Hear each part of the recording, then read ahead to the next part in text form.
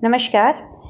Thermodynamics की class में आज हम टॉपिक ले रहे हैं Carnot cycle and Carnot's ideal engine. तो देखिए, आज हम कार्नो इंजन के बारे में पढ़ेंगे। कार्नो इंजन कार्नो साइकिल पे वर्क करता है। इसके हम डिफरेंट पार्ट्स देखेंगे और इसकी जो डिफरेंट प्रोसेसेस हैं ये हम इसमें देखेंगे। तो देखिए, कार्नो साइकिल क्या होता है।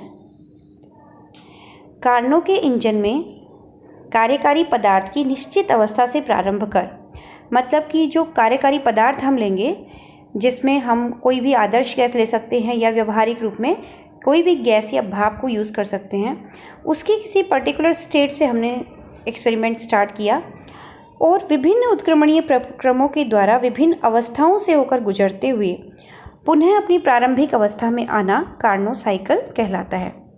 तो देखिए, इसमें क्या हुआ कि गैस जो हमने कार्यकारी पदार्थ लिया, वहाँ से हमने किसी उसकी पर्टिकुलर स्टेट से स्टार्ट किया और डिफरेंट जो उत्क्रमणीय प्रक्रम हुए। तो इसमें जो शर्त हुई वो ये हुई कि जो प्रोसेसेस हैं वो रिवर्सिबल होने चाहिए।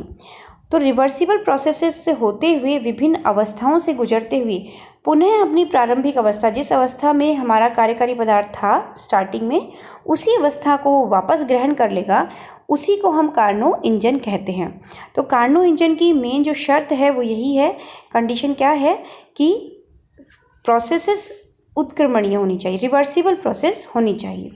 तो नेक्स्ट हम देखते हैं हमारा कार्नो इंजन। ये कार्नो इंजन के डिफरेंट पार्ट्स हैं। पहला आता है पिस्टन युक्त खोखला सिलेंडर, हमने यहाँ पर लिया है, जो कि यहाँ पर यांत्रिक व्यवस्था कहलाती है। ये इसकी यांत्रिक व्यवस्था है, जिसमें पिस्टन है, एक ये वाला पिस्टन है, यहाँ पे खोखला सिलेंडर है, जिसकी दीवारें और टॉप ऊपर का पार्ट वो कुचालक होता है। पिस्टन भी कुचालक होता है, दीवारें कुचालक होती है, लेकिन इसका जो बॉटम होता है ये क्या होता है, सुचालक होता है ऊष्मीय रूप से। ये कुचालक और सुचालक जो वर्ड हम यूज़ ले रहे हैं वो ऊष्मा के संदर्भ में हम बात कर रहे हैं, विद्युत के संदर्भ में नहीं। तो इसके जो बॉटम है वो सुचालक होता है और दीवारें और टॉप कुचालक होता है। इसी तरह इसमें एक ऊष्मा सोर्स होता है, ये ऊष्मा का स्रोत है, हीट बाथ जिसे कहते हैं या हीट सोर्स जिसे कहते हैं। इसका टेम्परेचर T1 केल्विन है, जो कि हाई, बहुत ज़्यादा हाई होता है। इसकी ऊष्मा धारिता अनंत होती है कि हम इससे कितनी भी ऊष्मा ले लें, इसके तापमान में कोई अंतर नहीं आता है। सेकंड जो है, एक स्टैंड होता है। स्टैंड का ऊष्मा स्रोत का और सिंक का, तीनों का ही जो टॉप होता है वो ऊष्मीय रूप से सुचालक होता है और बाकी दीवारें और बाकी का जो भी पार्ट है वो कुचालक होता है ऊष्मीय रूप से। तो एक स्टैंड होता है जिसकी दीवारें कुचालक हैं और टॉप सुचालक हैं।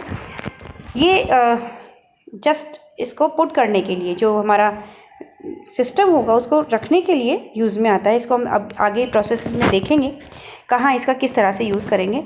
नेक्स्ट जो है ऊष्मा सिंक है। ये ऊष्मा सिंक है, ऊष्मा सिंक है जिसका टेम्परेचर T2 केल्विन है, जो कि T1 केल्विन से कम होता है और इसकी ऊष्मा धारिता भी अनंत होती है। मतलब कि इसमें हम कितनी भी ऊष्मा अगर इसको दे देते हैं तो इसकी टेम्परेचर में कोई फ़र्क नहीं पड़ता है।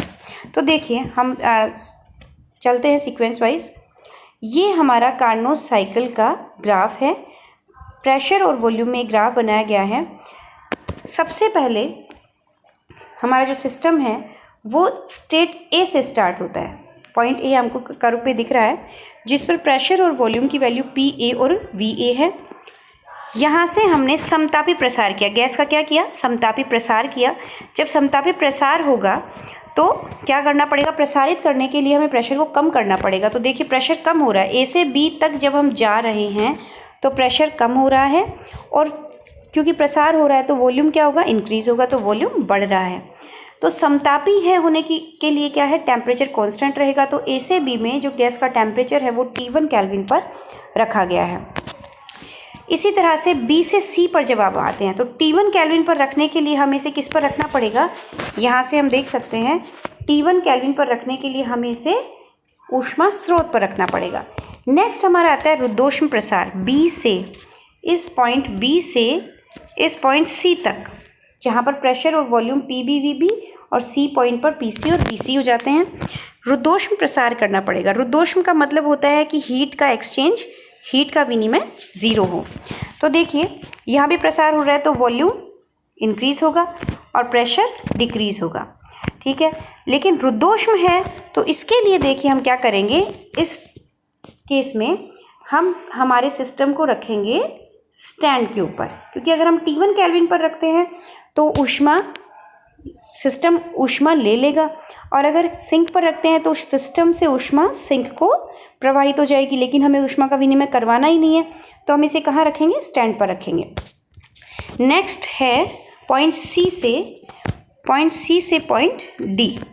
पॉइंट सी से पॉइंट डी पर क्या है, अब देखिए सी पॉइंट पर आते आते गैस के जो प्रेशर है वो इतना कम हो चुका होता है कि उसमें अब क्षमता नहीं होती है कि वो नेक्स्ट उसका प्रसरण हो सके, गैस प्रसारित हो सके। तो इसके लिए अब हम क्या करेंगे, समतापी संपीड़न करेंगे। अब हमें प्रेशर को इंक्रीज़ करना है, संपीड़न करेंगे तो वॉल्यूम कम होगा और प्रेशर इंक्रीज़ होगा। तो देखिए प्रेशर इंक्रीज़ हो रहा है, ऊपर की तरफ जा रहा है ग्राफ और वॉल्यूम कम हो रहा है। और ये भी समतापी होने के लिए हम क्या करेंगे, इसको सिंक पे रखेंगे। सिंक का टेम्परेचर T2 है जो कि कांस्टेंट है, T2 केल्विन कांस्टेंट, तो समतापी संपीड़न होएगा। अब देखिए नेक्स्ट में हम रुद्धोष्म संपीड़न करेंगे। इसके लिए पॉइंट डी से हम जाएंगे पॉइंट ए पर। पॉइंट डी से पॉइंट ए पर जा रहे हैं, रुद्धोष्म है तो देखिए संपीड़न है तो प्रेशर अगेन बढ़ेगा और वॉल्यूम कम होगा। लेकिन इस वक्त हम किस पे रखेंगे, इस केस में इसको यहाँ पर हम स्टैंड पे रखेंगे। अगेन हम किस पे रखेंगे, हमारे सिस्टम को स्टैंड के ऊपर रखेंगे। तो देखिए इस तरह से चारों हम प्रोसेस इसका मैथमेटिकल पढ़ते हैं। फर्स्ट है समतापी प्रसार। जब भी समतापी प्रसार होता है तो आंतरिक ऊर्जा में परिवर्तन जीरो होता है, ये हमें ध्यान रखना है। आंतरिक ऊर्जा में कोई परिवर्तन नहीं होता है, क्योंकि समतापी प्रसार है तो तापमान कांस्टेंट है, तो अंदर के जो इंटरनल जो एनर्जी लेवल्स हैं वो क्या रहेंगे, कांस्टेंट रहेंगे। तो इंटरनल एनर्जी में no change. So Q1 equals to हो जाएगा W1, बिकॉज थर्मोडायनेमिक्स के फर्स्ट लॉ से जो चेंज इन हीट होता है वो इक्विवेलेंट होता है इंटरनल एनर्जी में चेंज प्लस वर्क डन। तो यहाँ पर change in internal energy zero हो गया, तो हीट किसके इक्विवेलेंट हो गई, वर्क के। तो Q1 इक्वल्स टू हमने W1 मान लिया, और क्योंकि हमने इसे ऊष्मा स्रोत पे रखा है जिससे हमने Q1 ऊष्मा ग्रहण करी है, तो W1 इक्वल्स टू हो गया समतापी प्रसार में A से B, क्योंकि हम A पॉइंट से B पॉइंट पर आ रहे हैं। तो यहाँ पर P dV, वर्क की वैल्यू क्या होती है, P into dV, that is equivalent to क्षेत्रफल A B small b small a और कैपिटल A। देखिए जब भी आपको वर्क निकालना होता है PV कर्व में, और तो वर्क जो होता है वो होता है कर्व के नीचे का क्षेत्रफल। ये हो गया हमारा वर्क डन पूरा।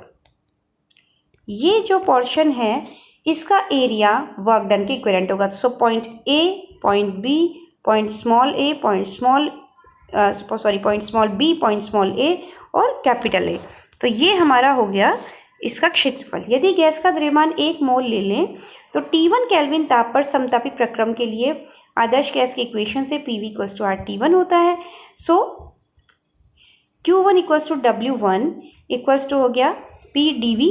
सो हमने P की जगह रख दिया RT1 अपॉन V, और इससे हमें इक्वेशन मिल गई फाइनल 2.303 RT1 log 10 में चेंज कर लिया है VB upon VA। Okay, next हम देखते हैं रुद्धोष्म प्रसार। रुद्धोष्म प्रसार, अब हम क्या करेंगे, सिलेंडर को कुचालक स्टैंड पर रखेंगे। इससे हमें W2 मिलेगा। W2 होगा B से C, क्योंकि हम देख सकते हैं यहाँ पर B पॉइंट से हम कहाँ आ रहे हैं, C पॉइंट पर आ रहे हैं रुद्धोष्म प्रसार में। तो हम लेंगे B से C, P into dV, that is equivalent to क्षेत्रफल BC CB B। देख लेते हैं हम, ये हो गया B से C और इसके नीचे का क्षेत्रफल, ये हो गया इसका work done.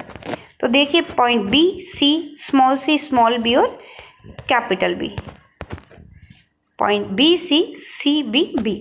For adiabatic expansion के लिए इक्वेशन आती है P V की power gamma equals to K। इसको हमने सॉल्व कर लिया। यहाँ पर देखिए एक स्टेप आएगा, दिस स्टेप, यहाँ पर ये जो इक्वेशन आई K बाहर रख लिया हमने, dV अपॉन V की पावर गामा। इसको हम इस तरह से सॉल्व करेंगे, K है, इसकी वैल्यू आएगी V power 1 minus gamma upon gamma minus 1। तो देखिए जब हमने लिमिट b लगाई तो यहाँ पर जो वेरिएबल लगाया वो वी बी लगा दिया, और जब c की लिमिट लगाएंगे तो वी सी लगा देंगे। तो यहाँ पर ये मेन बात है, वी बी और वी सी लगा देंगे। इस तरह से यहाँ पर जो k की वैल्यू हम पुट करेंगे, यहाँ पर जो k की वैल्यू है, इस k की वैल्यू हम b के टर्म्स में पुट करेंगे, और यहाँ जो k की वैल्यू है वह हम c की टर्म्स में पुट करेंगे। तो ये ध्यान रखना है। देन हमने फाइनल जो वैल्यू आ गई that is W2 equals to R T1 minus T2 upon gamma minus 1, and we know that T1 is greater than T2 होता है, तो W2 की वैल्यू पॉजिटिव आएगी। इस प्रक्रम के बाद गैस का दाब इतना कम हो जाता है कि गैस में और अधिक कार्य करने की क्षमता नहीं रह जाती है। इसलिए गैस को वापस अपनी प्रारंभिक अवस्था में लाने के लिए हमें दाब को बढ़ाना है। तो 2 चरणों में हम बढ़ाएंगे। पहला हम समतापी संपीड़न करेंगे। तो सिलेंडर को कुछ अलग स्टैंड से हटाकर हमने सिंक पर रख दिया, जो कि कांस्टेंट टेम्परेचर T2 केल्विन पर होता है। Then W3 equals to Q2, जो हीट हमने उसको दी सिंक को, that is Q2, that is equivalent to C2D PdV, और इसका रिजल्ट हमारे पास आ गया minus RT2 log e VC upon VD। और हम देख सकते हैं कि जो वॉल्यूम VC है, यहाँ से देखिए वॉल्यूम VC है that is that is greater than from VD। C point का वॉल्यूम D पॉइंट के वॉल्यूम से ज़्यादा है। ओके, C पॉइंट का वॉल्यूम D पॉइंट के वॉल्यूम से ज़्यादा है। तो ये जो वैल्यू आएगी log E VC upon VD positive आएगी, लेकिन इस माइनस साइन की वजह से W3 क्या हो जाएगा, नेगेटिव होगा। इसी तरह से फर्स्ट केस में VB अपॉन VA है। तो देखिए VB, तो ये जो VB था ये ग्रेटर देन था VA से, VB ग्रेटर देन VA है, तो यहाँ पर जो W1 है ये क्या आएगा, पॉजिटिव आएगा। नेक्स्ट फोर्थ हम देखते हैं रुद्धोष्म संपीड़न। सिलेंडर को सिंक से हटाकर अगेन कुचालक स्टैंड पे रखेंगे। स्टैंड पे रखने पर W4 जो आएगा that is equivalent to point D2A PdV equivalent to क्षेत्रफल DA ADD। अब सिंस अगेन हमने रुद्धोष्म अवस्था का समीकरण इसमें रखा, तो W4 की वैल्यू मेरे पास आई R T2 minus T1 upon gamma minus 1, लेकिन since T2 is less than T1 तो W4 मेरा नेगेटिव आएगा। तो देखिए टोटल जो वर्क डन होगा कार्नो साइकिल में that is equivalent to W equals to W1 plus W2 plus W3 plus W4 आएगा। हमने वैल्यूज़ पुट कर दी। यहाँ पर W2 और W4 सेम क्वांटिटी है, कैंसिल आउट हो जाएंगे। हमारे पास जो क्वांटिटी बची वो बची Q1 minus Q2 that is RT1 ln VB upon VA minus RT2 ln VC upon VD। अब हम इसको थोड़ा सा और मैनिपुलेट करते हैं। पॉइंट B व C PV आरेख के एक ही रुद्धोष्म वक्र पर है। B और C जो हैं वो रुद्धोष्म प्रसारण वाले वक्र पे हैं, तो इन पे हमने इक्वेशन लगा दी, रुद्धोष्म अवस्था समीकरण लगा दिया। तो यहाँ से हमारे पास VC अपॉन VB की वैल्यू आई, दैट इज़ उसको हमने रो मान लिया। यहाँ पर जो रो है वो रुद्धोष्म प्रसार अनुपात है, that is equivalent to VC upon VB। इसी प्रकार पॉइंट्स A और D के लिए भी हमने निकाल लिया, VD अपॉन VA भी रो के इक्विवेलेंट आ रहा है। दोनों का कंपेयर जब किया तो VC upon VB equals to VD upon VA है। तो यहाँ से हमने VC अपॉन VD की जगह क्या लिख दी, VB अपॉन VA। तो इस इक्वेशन में ये जो हमारे पास इक्वेशन आई इसको हमने यूज़ कर लिया कहाँ पर, यहाँ पर W की इक्वेशन में इसको हमने यूज़ कर लिया। तो W की वैल्यू आ गई R into T1 minus T2 ln VB upon VA। Since VB greater than VA है तो W हमारा क्या रहेगा, पॉजिटिव रहेगा। यहाँ T1 भी ग्रेटर देन T2 है तो ओवरऑल W जो हुआ वो पॉजिटिव हुआ। इसका मतलब W पॉजिटिव कब होता है, जब सिस्टम वर्क करता है। तो कार्य में परिवर्तित ऊष्मा कितनी हो गई, R into T1 minus T2 ln VB upon VA। तो ये जो ऊष्मा थी, ये जो सोर्स से उसने ऊष्मा ली उसको उसने वर्क में कन्वर्ट कर दिया, मैकेनिकल वर्क में। तो हमारे सिस्टम ने क्या किया, ऊष्मीय ऊर्जा को यांत्रिक ऊर्जा में रूपांतरित किया। ये जो पूरी प्रोसेस हमने पढ़ी ये कार्नो साइकिल कहलाता है। अब देखिए हम इस ग्राफ से समझ सकते हैं कि यहाँ पर जो सिस्टम है उसने A पॉइंट से स्टार्ट किया था, A से B पे गया, B से C पे गया, C से D एंड D से अगेन A पॉइंट पे पहुँच गया। तो जब तक ये कार्नो साइकिल नहीं होगा, मतलब कि उत्क्रमणीय प्रोसेसेस नहीं होंगी, आइडियल इंजन नहीं होगा, तब तक वापस अपनी अवस्था A में पहुँचना पॉसिबल नहीं है। वो तभी पहुंचेगा जब वो रिवर्सिबल प्रोसेसेस को फॉलो करेगा, कार्नो इंजन की कंडीशंस को फॉलो करेगा, तो वो अगेन अपनी जो पहली अवस्था थी ए पॉइंट था उसको ग्रहण कर लेगा। तो ये हमारा कार्नो इंजन का पूरा मैथमेटिकल पोर्शन था। इसमें एक दक्षता भी हम आज देख लेते हैं। नीटा इक्वल्स टू, जो एफिशिएंसी होती है वो होती है नीटा इक्वल्स टू W/Q1, ये हम देख चुके हैं। W होता है Q1 माइनस Q2, कि कितना पार्ट उसने कार्य में रूपांतरित किया है ऊष्मा का। Q1 है सोर्स से ली गई ऊष्मा, Q2 है सिंक को दी गई ऊष्मा, तो बाकी जो बीच में बची हुई ऊष्मा है वो कार्य में रूपांतरित हो गई। That is equivalent to 1 minus Q2/Q1। So नीटा इक्वल्स टू आ गया मेरे पास R, T1 माइनस T2 हमने वैल्यू पुट कर दी W की, और नीचे पुट कर दी Q1 की। Q1 क्या है? सोर्स से ली गई ऊष्मा। तो Q1 की जो वैल्यू है वो ये वाली है, ये है हमारा Q1, ये है मेरा Q1, ये जो पार्ट है RT1 ln VB/V, RT1 ln VB/V। यहाँ से हमारे पास कैंसिल आउट होके आ गया 1 माइनस T2/T1। यहाँ पर T2/T1 की वैल्यू मैंने रखी है यहाँ से, ये वैल्यू रखी है T1/T2 की रो की फॉर्म में, रुद्धोष्म प्रसार अनुपात की फॉर्म में रख दी। तो 1 माइनस 1/रो पावर गामा माइनस 1। तो अब देखिए हम नीटा से या इस इक्वेशन से क्या क्या समझ सकते हैं कि नीटा जो है सोर्स और सिंक के ताप पर डिपेंड करती है। ये भी एक कार्नो इंजन की विशेषता होती है कि यहाँ पर जो इसकी वर्किंग कैपेसिटी होती है, एफिशिएंसी होती है, वो केवल सोर्स और सिंक के टेम्परेचर्स पर डिपेंड करती है, ना कि कार्यकारी पदार्थ की प्रकृति पर। तो यहाँ पर हम चाहे कोई सी भी गैस ले, भाप ले, अगर वो कार्नो इंजन है तो वो केवल डिपेंड करेगा कि हमारा सोर्स टेम्परेचर क्या है और सिंक टेम्परेचर क्या है। इफ़ T1/T2 बढ़ेगा तो हम देख सकते हैं नीटा की वैल्यू 1 माइनस T2/T1। तो T2/T1 जितना बड़ा होगा नीटा उतनी कम होगी। और अगर इसकी रिवर्स की बात करें कि T1/T2 जितना बड़ा होगा नीटा उतनी ही बढ़ेगी। तो इफ़ T1/T2 बढ़ेगा तो नीटा भी बढ़ेगा। तो इसका मतलब सोर्स का टेम्परेचर ज़्यादा होना चाहिए और सिंक का टेम्परेचर उसी रेशो में कम होना चाहिए। तो हम क्या करते हैं कि सोर्स के टेम्परेचर की बढ़ाने की बजाय हम सिंक के टेम्परेचर में कमी करते हैं। नीटा को बढ़ाने के लिए वो ज़्यादा इजी होता है। और कभी भी नीटा जो है 100% नहीं हो सकती। क्यों नहीं हो सकती? क्योंकि देखिए नीटा को अगर 1 करना चाहेंगे तो उसके लिए हमें T2/T1 को क्या करना पड़ेगा? 0 करना पड़ेगा। नीटा 1 किस कंडीशन में होगा? जब T2/T1 0 होगा। 0 कब होगा? कि या तो सिंक का टेम्परेचर बिल्कुल 0 केल्विन हो और या फिर सोर्स का टेम्परेचर इनफाइनाइट हो, जो कि दोनों ही इम्पॉसिबल कंडीशंस हैं, दोनों ही वैलिड नहीं है। तो इसलिए नीटा कभी भी 1 नहीं हो सकता, मतलब 100% एफिशिएंसी वाला कार्नो इंजन पॉसिबल नहीं है। तो देखिए ये हमारा कार्नो इंजन का हमने पूरा कवर कर लिया है। नेक्स्ट हम रेफ्रिजरेटर का कंसेप्ट पढ़ेंगे, रेफ्रिजरेटर पढ़ेंगे, देन कार्नो की थ्योरम्स लेंगे। ओके, तो नेक्स्ट में हम देखते हैं। तब तक के लिए थैंक यू।